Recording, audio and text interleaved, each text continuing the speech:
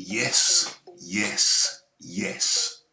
It's Raphael Dawkins with the Combat Radio. And today we look at Daniel Dubois' 5-year contract extension with Frank Warren. Okay, so Daniel Dubois has signed a 5-year contract extension with the aforementioned Frank Warren. Okay, 22-year-old British and Commonwealth heavyweight champion is being touted as one of the most promising heavyweights in the world, up and comers. Okay, so where are we? Okay, Daniel Dubois has also picked up the WBC Youth Southern Area, English, WBO European, WBO Global, WBO International, and WBC Silver titles since turning professional with the Hall of Fame promoter Frank Warren. Okay, and as we know, he's currently in camp for his fight with Joyce, Joyce, to take place on April the 11th at London's O2 Arena, and that will be shown exclusively live in the UK on BT Sports Box Office. It's an interesting choice for Dubois, staying with Frank Warren. Now, the question could be asked, well, why didn't he go with Eddie Hearn? But I think one good reason, or part of the reasoning behind Dubois staying with Frank Warren, is that over there with Eddie Hearn, he's got a number of heavyweights, too numerous to mention, among them being Anthony Joshua, seen here, Parker. He's got Alexander Usyk.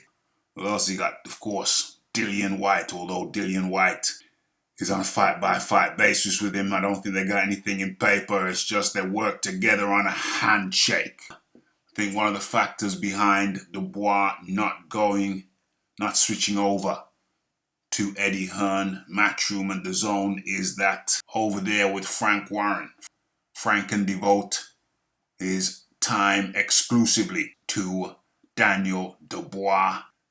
Dubois has his father in the background guiding him, and I think they may have concluded, stay with Frank Warren over in the UK. A path has been paved by Tyson Fury to be with Frank Warren in the UK, but to work with Top Rank over in the US of A. So I think that kind of makes a lot of sense. It's logical. So best of both worlds, he's got Frank in the UK and can potentially sign up with Top Rank in the US of A. Maybe you could even go with DAZN in the US of A. I don't know how that would work. That would be groundbreaking stuff. Warren hasn't had the best of luck recently. He's lost a couple of fighters recently to Eddie Hearn and DAZN, namely Billy Joe Saunders, seen here, and of course more recently in the last few days he's lost Josh Warrington. But this promotion game, it's a long game. It's not a short game. So what goes up must come down. It's hills and valleys. So Frank Warren's taken a beating recently. But like I said, what goes up must come down, and what goes down oftentimes rises with persistence. So, little hiccup for Frank Warren, but that could work to the benefit of Daniel Dubois. He'll get a lot of attention. He certainly won't get lost in the shuffle over there at Queensbury Promotions, under the guidance and tutelage of Frank Warren.